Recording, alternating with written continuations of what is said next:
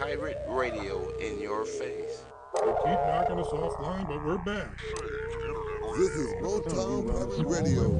Our equipment has been confiscated. Practicing our right to free speech on thepirateconnection.com. What good is technology if we can't use it? That's right, folks. You know what that sound means. We're back on the air after being punished for having a successful listenership. The rates became unreachable, forcing us underground, here on the World Wide Web that's made for us to communicate with each other. And that's what we're going to do. So welcome back to Cool Rat Pirate Radio. Cool Rat Radio.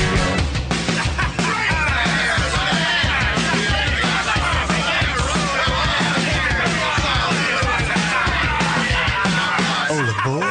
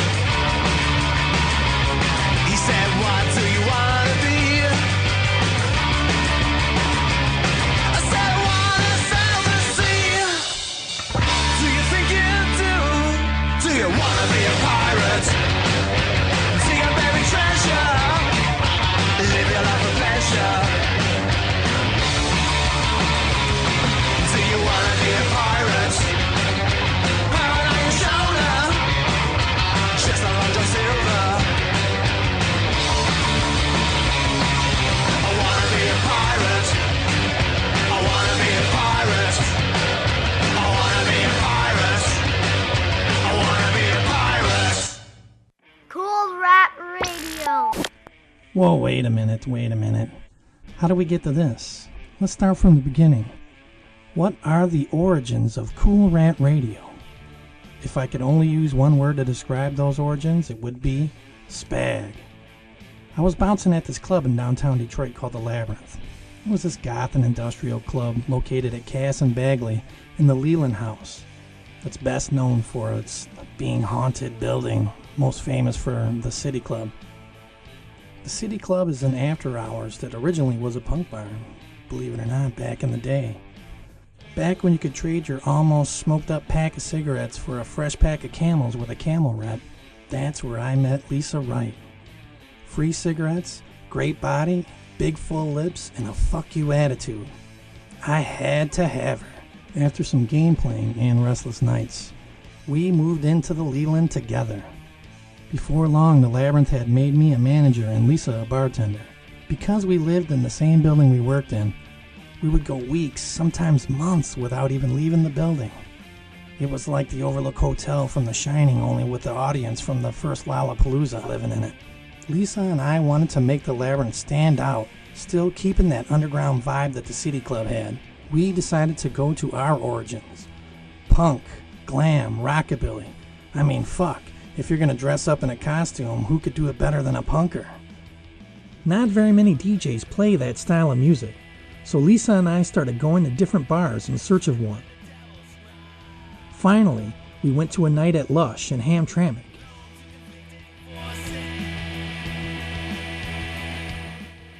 And that's where we found DJ Topcat.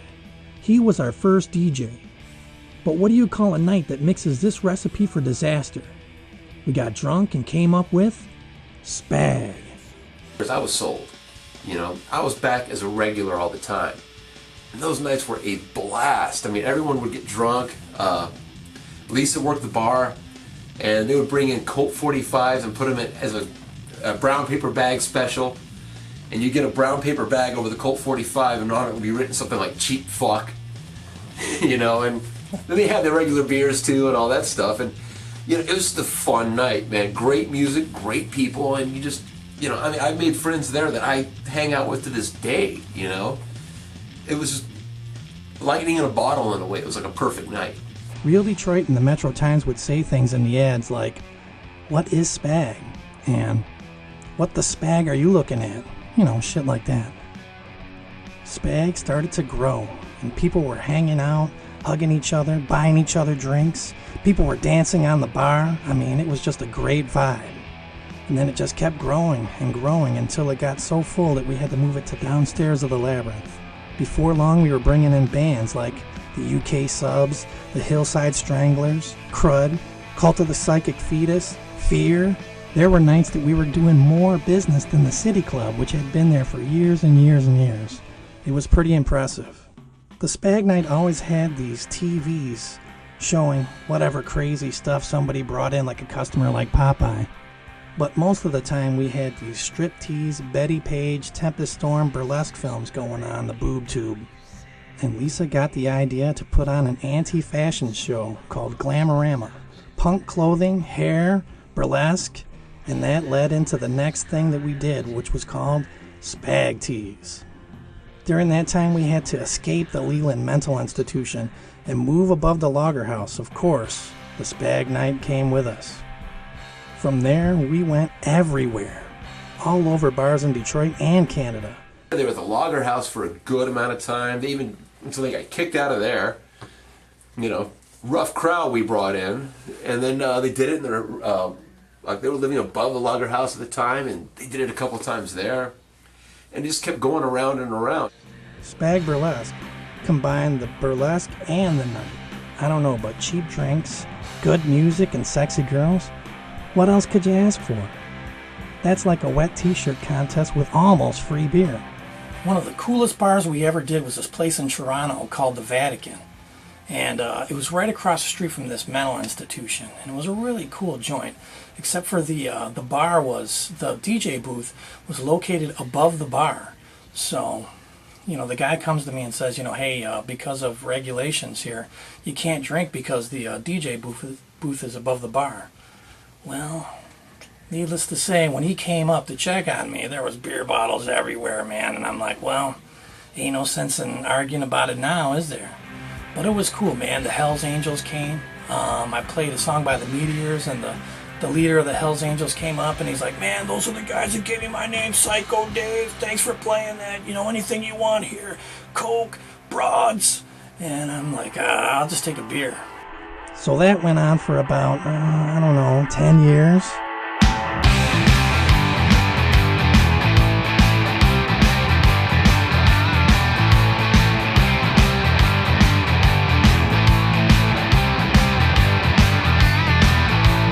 Dancing for the chance, she's a party machine. A mix of Tanqueray, painkillers and speed. A mood swing, sweet kid likes to dance. Got the track on train yard, snatching for cam. A double bed of blue-blooded tumbleweed. A gypsy's wheeling deals like the emperor's queen. Broken opinion and the tattoo tag. Back from wild wind swept, sweet vortex. She back from wild wind swept, sweet vortex. She's a rag doll, a red herring. You know what I'm talking about.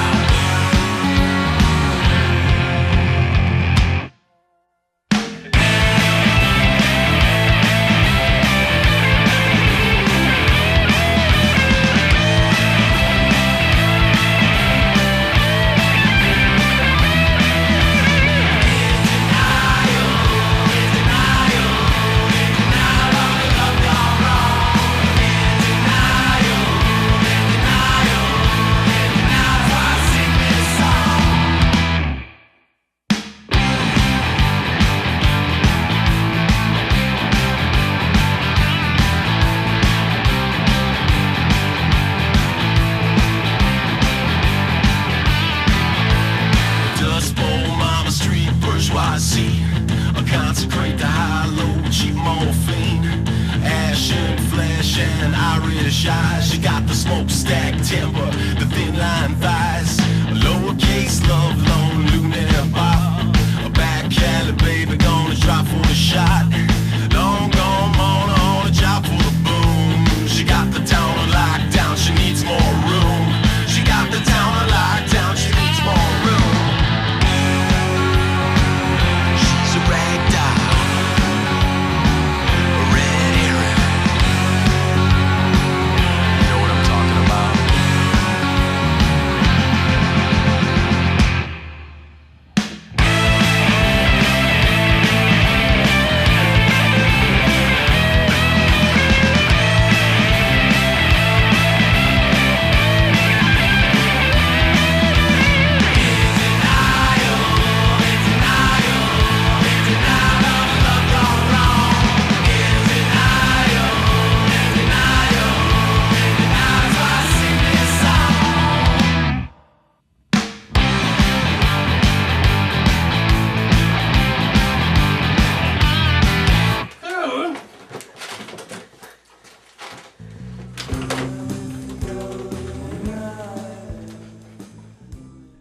During that period, I went to Specs Howard School for Broadcast Arts, and we began filming the movie Spag Tees.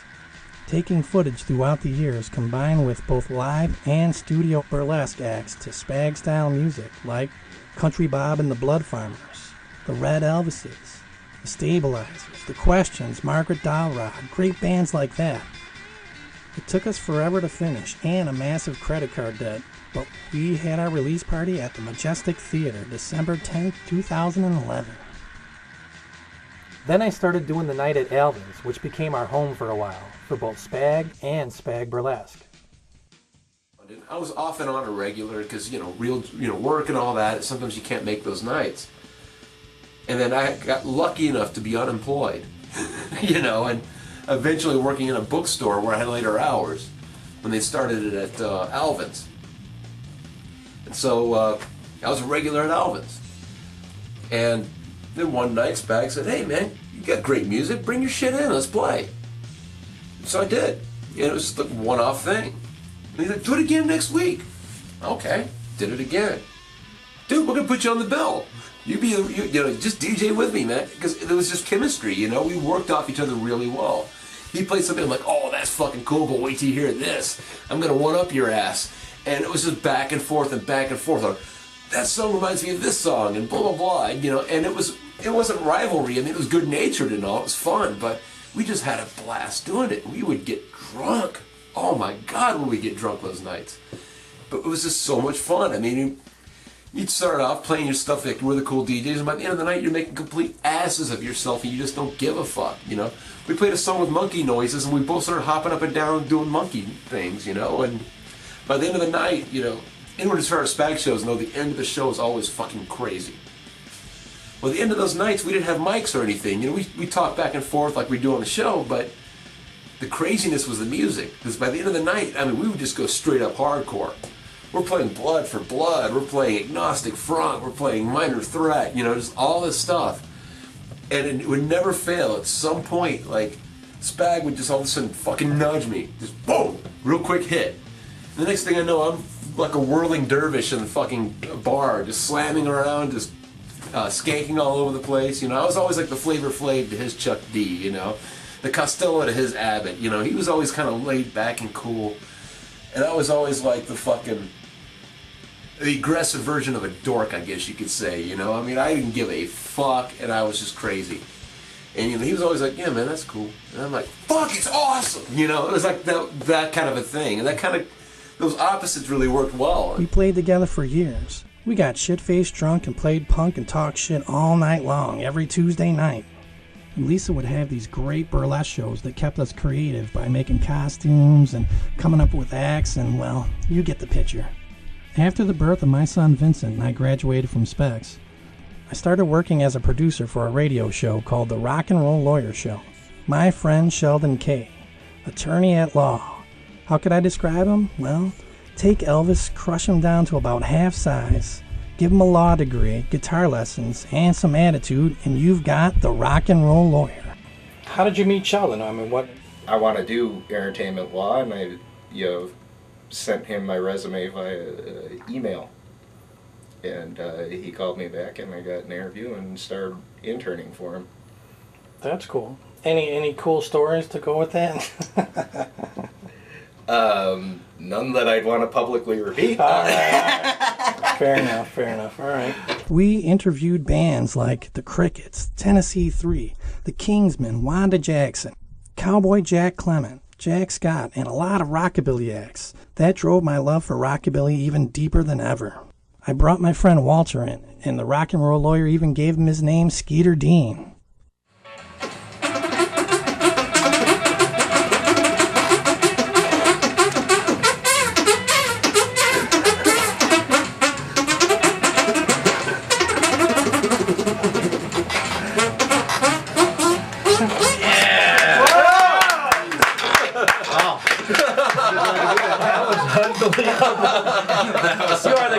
You are the greatest entertainer I've ever met. That is incredible. But Skeet and Sheldon started to bump heads and have some issues, so Skeet quit. I stayed on as the producer, but I still wanted to work with Skeeter. So Skeeter and I started doing pirate radio. The show was called The Spag Show. At the time, I was living in Hamtramck. Not just Hamtramck, but Hamtramck's prized art randomness. Hamtramck Disneyland. So some nights when the lights went down and the lights went on Disneyland, the Spag Show was being recorded. The Spag Show was like taking Tuesdays at Alvin's, adding our new broadcast experience. Beer, music, and shit-talking all together, and you've got the Spag Show. The longer the show went on, the drunker we got and the crazier the slurs became. People started commenting online about the shows. And a college professor even played the shows for his students to show the effects of alcohol in a short period of time. We were glad we could help out. Anyway, Vincent was getting older, and the Hamtramck School District wasn't exactly the greatest place for his education, so we moved to Ferndale, Michigan. Ferndale's a pretty cool place to live. It has hip shops, cool bar scene, and it doesn't matter if you're gay or straight, no one will fuck with you anyway. We decided to make the show legit, hang up our eye patches, and start paying our dues.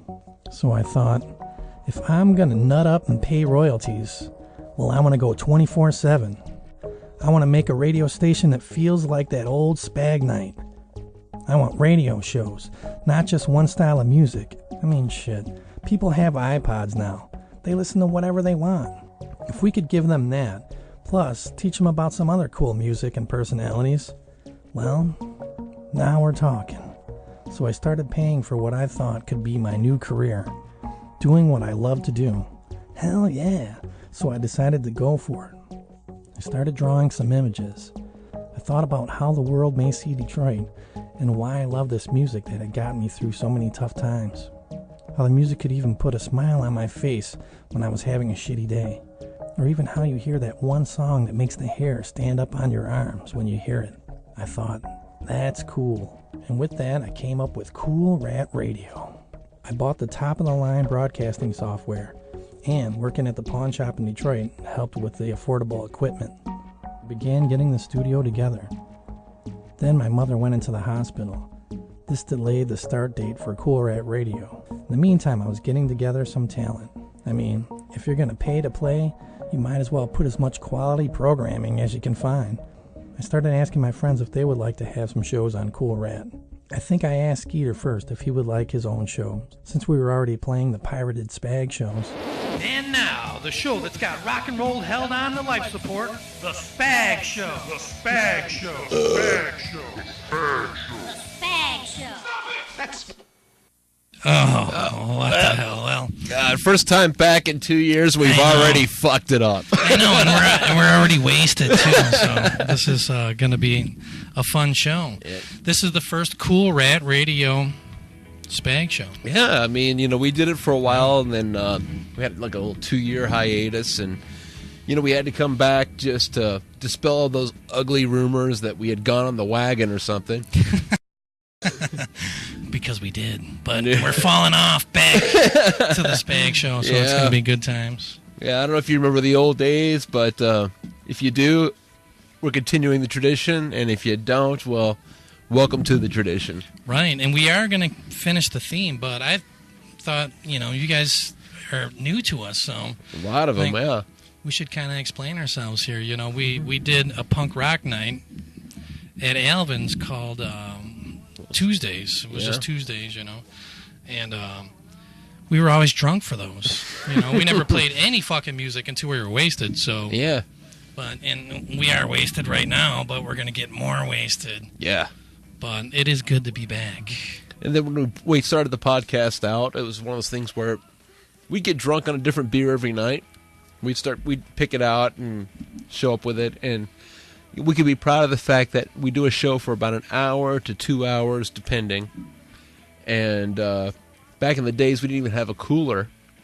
And we just set a 6-pack by each of us, and sixth beer never got cold. That's right. And that's another proud tradition we're going to carry on. We've upgraded now. We've got a cooler. We're not doing it in his bedroom anymore. He's got his own little studio now. Yeah, basement studio. Yeah, so things have upgraded a bit. And the only thing that hasn't upgraded is our sobriety. Right, and it's not gonna fucking upgrade. It's not gonna, nothing's gonna change there for sure. Yeah. Well, tonight, we got it announced that we're drinking Newcastle. That's right. So, yeah, and we got it in one of those little mini kegs that you can buy now. And, I'm digging it, man. Yeah, it's pretty good. It's got a nice flavor from that thing, man. And, the beer is kind of part of the show, so we always talk about the beer a little bit. But also because it's our first show in 2 years, we sit on the table and we've got hot mics, so, you hear that boom, boom. You're going to hear that all night long, along with a few burps and God knows what else. And we usually start off high-minded, talk about music, and by the end descend into dick jokes, so be prepared for that. Right. And we'll slur as the night goes on. Oh, my God, yeah. So, but we're going to start the show off a little different than normal because usually we just do, beer. Right. But tonight, because it's our first show in 2 years, we got to celebrate a little bit. This is Redbreast Irish whiskey. Now, you can't drink. No, not yet. You can smell it. That's it. Smelling it. And this is voted the best Irish whiskey of 2010. Wow. Pretty much all Irish whiskeys are blends. This one isn't. It's a single source. And it's done by the pot still method, which is the original traditional Irish method of making whiskey. Triple distilled, 12 years old, aged in oak. I like it already. Mixed with just enough water to piss it off, as the Irish say, because the truth of it is, instead of putting it on ice, pour in just a little bit of water, not much, but it just wakes up the flavor. And I'm telling you, this is the best Irish whiskey I've ever had. So, oh shit, here it goes. Yeah, to resuming Spag, man. All right, welcome back. With that, we should probably finish the theme. What do you think? Let's do it, man. Go and take a sip and see what you think. Oh yeah, that's smooth. Yeah. Man. No, I mean, I'm a huge fan of Jameson. Don't get me wrong. Right. But tell me if this doesn't make Jameson taste like swell. Yeah. No, you know what? It doesn't. There's no like harsh aftertaste at all. There's nothing. This is just good fucking Irish whiskey, man. Fuck yeah. All right, finish the. Get on to the show, man. That's right. Welcome back. Yes. That's why I stopped.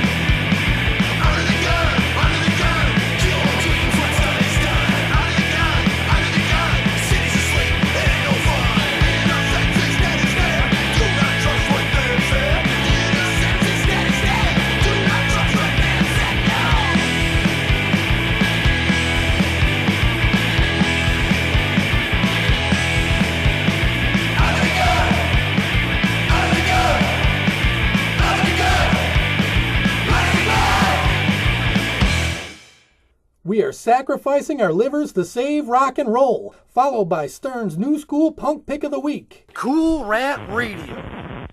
I have a show called Stern's New School Punk Pick of the Week after the Spag show every week. And I would play bands like Hot Water Music, Against Me, The Lawrence Arms, Menzingers, Smoker Fire, just bands that I've really gotten into and I really like. Then I asked DJ Llama. I had 2 shows on Cool Rat Radio. One was the Mind Expansion Hour, which I just thought, I'm not a, I've never been a drug user, but I figure for people who wanted to relax and do drugs, it was a great show. It just had, it was mellow, you could kick back, you could fall asleep, you could do whatever you wanted to it, and there was some, it's all ambient electronic and dub.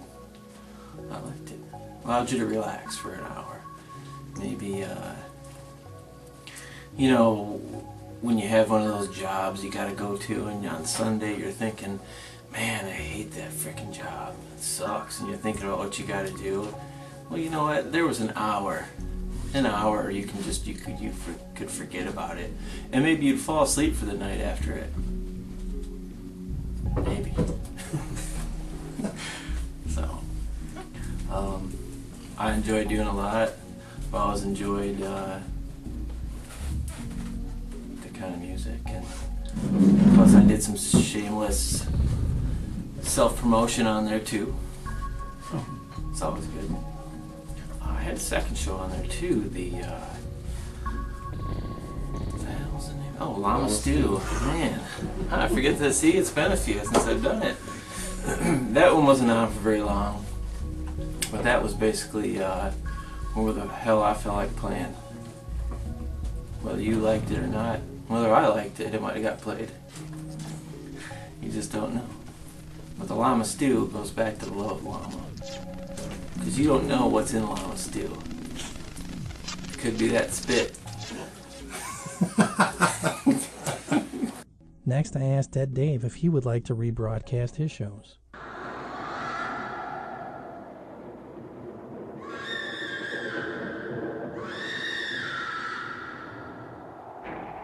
Welcome back, you bag of bones with skin and fat and blood.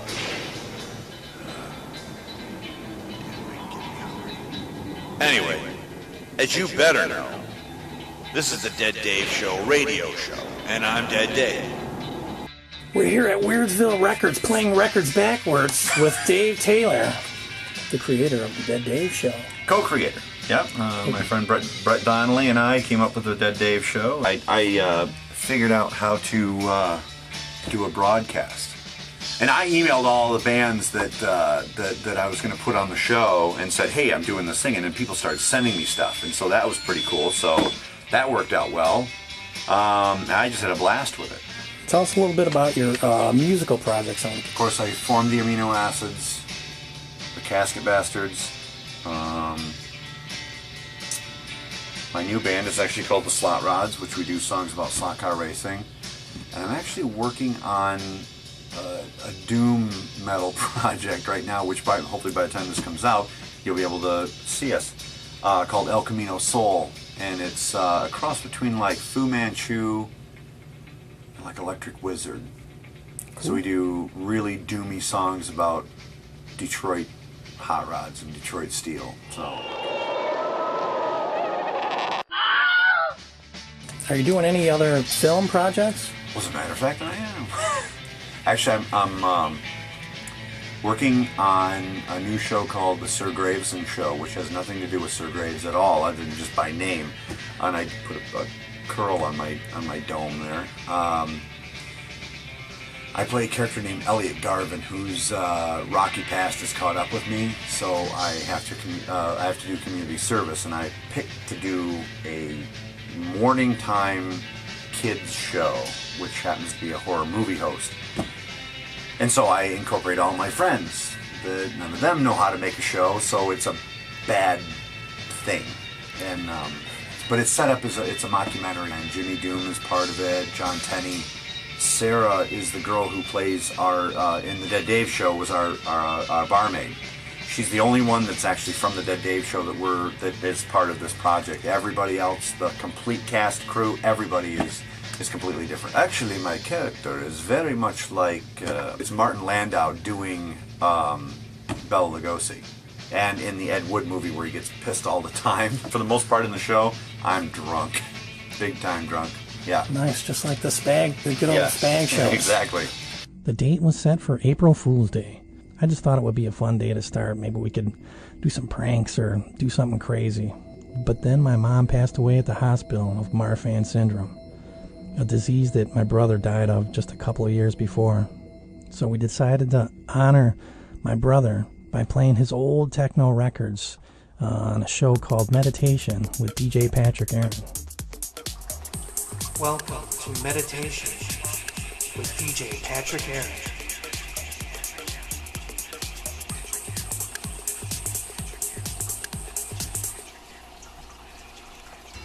Began thinking about things, maybe too much. Became depressed. Shit, I even grew my hair long. My friends wondered what the hell was going on in my head. So to take my mind off of things, I started to create new shows, and then another show, and then another, until I had 4 different shows of my own for Cool Rat Radio. At my mom's funeral, I saw an old buddy of mine, Al DeVetta. I always thought he had good taste in music, and like me, he always made these great mixtapes. So I asked him if he'd be interested in doing a show on Cool Rat. He seemed only slightly interested, but then called me the next day and said he was in. The Mr. Al D. Show. The Mr. Al D. Show. The Mr. Al D. Show. The Mr. Al D. Show. The Mr. Al D. Show. Really, I mean, the process for me was totally selfish. What was a show that I would want to hear? And so it started off as just playlists that I personally would enjoy, because I didn't think anybody would ever hear it, you know, other than a few friends. Really, I had no idea. So I thought, well, if nothing else, I'll have chunks of an hour's worth of music that I can enjoy myself after the fact, right?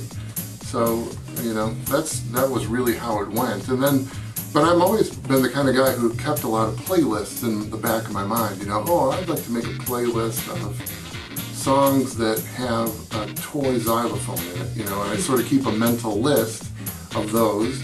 And finally I had something to do with all those lists, so I put a few of those together too. And there's still a bunch of lists that never got, you know, that are half started and everything, but yeah, that was good.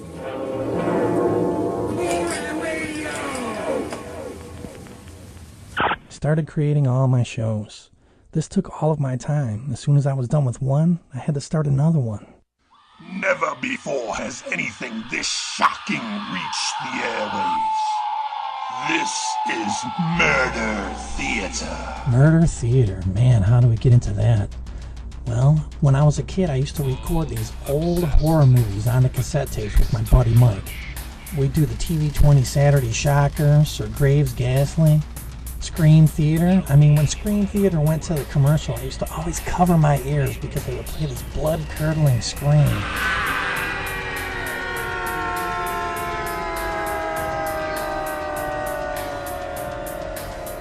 Man, but I just loved it, man. Mike and I would trade tapes back and forth and listen to these old, I mean, stuff like, you know, Castle, Living Dead, and all the old Hammer films, stuff like that.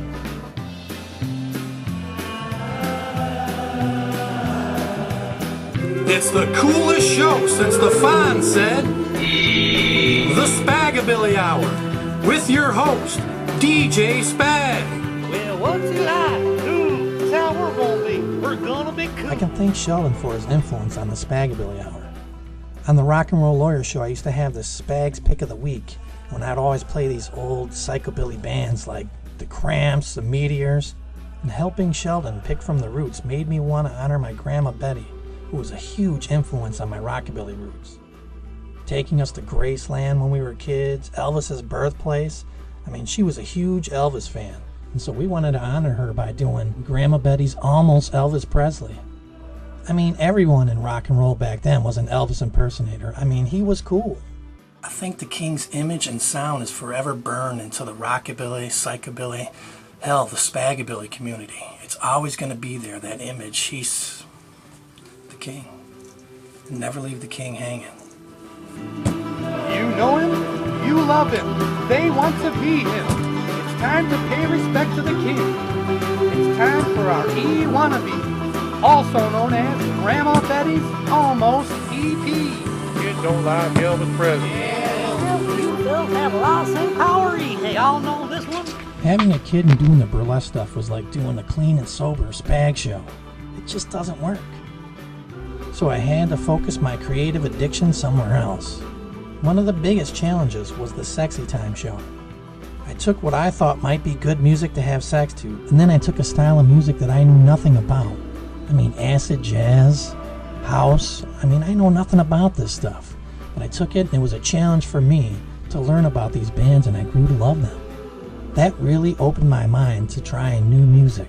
I mean, you can't stay trapped in your iPod. You need a friend to teach you about some music. That's what I wanted the audience to feel for Cool Rat Radio. Make sure your condoms are stocked and your panties are clean every Saturday at 10 p.m. for Sexy Time. DJ Spag plays acid jazz, electronica, and music to get you in the mood. Loosen up those buttons and lie back, because it's sexy time.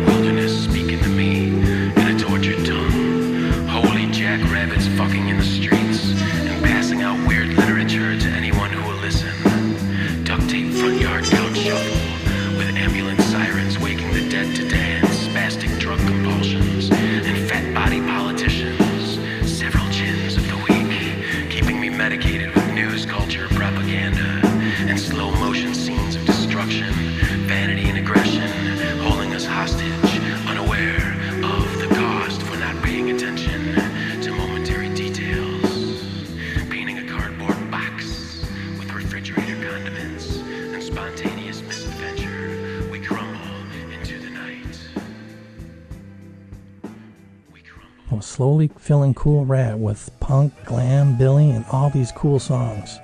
Getting the info correct, creating tags, promos, commercials. If not for Cool Rat, I think I would have gone crazy. Funny. It seems that music's always come to my rescue in the hardest times of my life. Cool Rat's start date ended up being... and the race was on. At first my computer seemed to drop the signal all the time. I had to constantly reset the broadcast. I even had my laptop set up to pick up the station for power outages or live broadcast. Skeet and I would do different Detroit bars sometimes. The Rats turned Speedy Gonzales. We're playing Mexican music all day long. Happy Cinco de Mayo from Cool Rat Radio.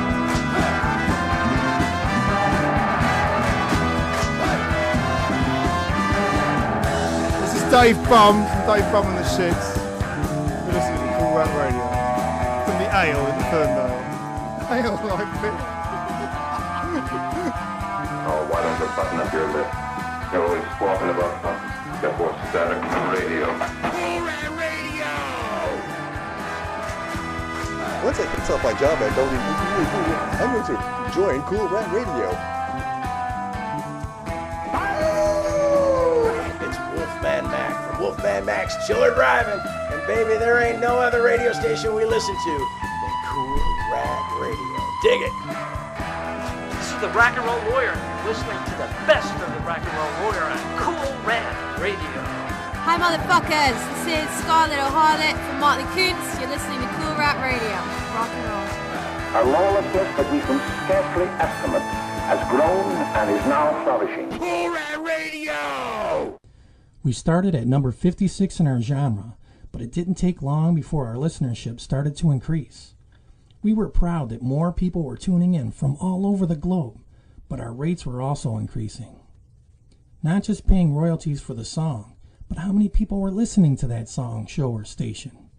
Even though terrestrial radio pays nothing for their over-the-air broadcast, that's how they ruled the airwaves for almost 100 years. According to the Radio Industry News blog, 2009 marked the first year terrestrial radio started to lose ground to internet radio, which has now over 69 million listeners. And the top reasons are finding things to listen to that exist nowhere else, having control over what you listen to, more variety, and fewer commercials.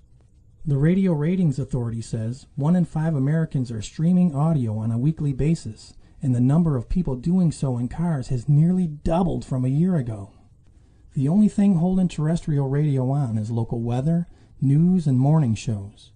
Now we have smartphones, and according to Fact Browser, 20% of U.S. customers aged 35 to 44 who own connected devices prefer to stream radio via smartphones, compared to 15% for laptops and 13% for tablets, and that percentage is increasing with the younger generation. Look, there are more than 20 million people willing to pay for XM Sirius Radio, a service that is available for free the old-fashioned way. Just think what will happen when you can get the internet stations in your car more easily. Advertisers are going to follow their customers, and terrestrial FM is going to become the new AM. And small internet stations like Cool Rat are already being forced off the air due to high royalty rates. Only large internet radio stations can absorb these losses. It's the system's way of keeping the little guy from getting too big. We didn't make this film because we don't want the bands to get paid. It's because we want the bands to get played. Those bands that get no airplay on terrestrial radio. By leveling the playing field, or paying field, small internet stations like Cool Rat could stay legitimate and afford to keep being the voice of the unsigned and unplayed. We're not picking on terrestrial radio. Those radio personalities are one of the main reasons why we love to do this. But it's not about doing it for the love of it, or fairness. It's all about the money. Cool Rat has found just to pay for the royalties monthly, we would have to play a commercial every 2 songs. Isn't that one of the top reasons why people even tune into internet radio? So they don't have to hear those commercials? With those rates, I think internet radio is just going to become the new FM radio. Same old sucky tracks and commercials played over and over again. History repeating itself, just with a new medium. Cool Rat made it all the way to number 2 in our genre before running out of equipment to sell to try to stay on the air. Maybe that's why the music we know and love has always been underground. Maybe that's where we belong. That's right. Cool Rat is going to die, unfortunately. Yeah. And I think we like Big puddle of beer on the There's sliding beer bottles across the table. Falling out, picking up society's slack, picking up society's slack, baby, picking up society's slack.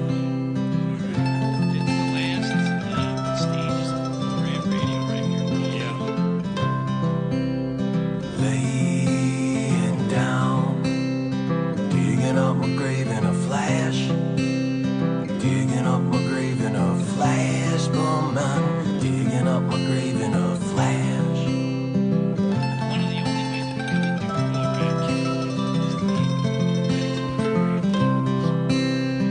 On the ground, think I'm just moving too fast, think I'm just moving too fast, baby, think I'm just moving too fast.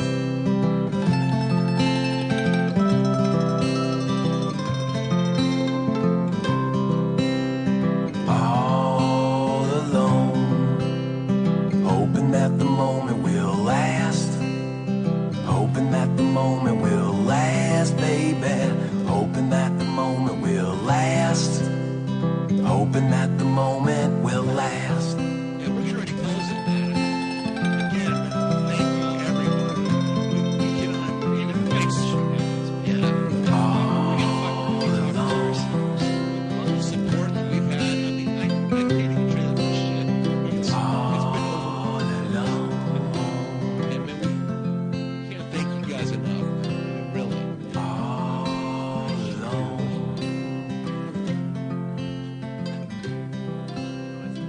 It's sad to me. Thanks again. Thank you, and goodbye.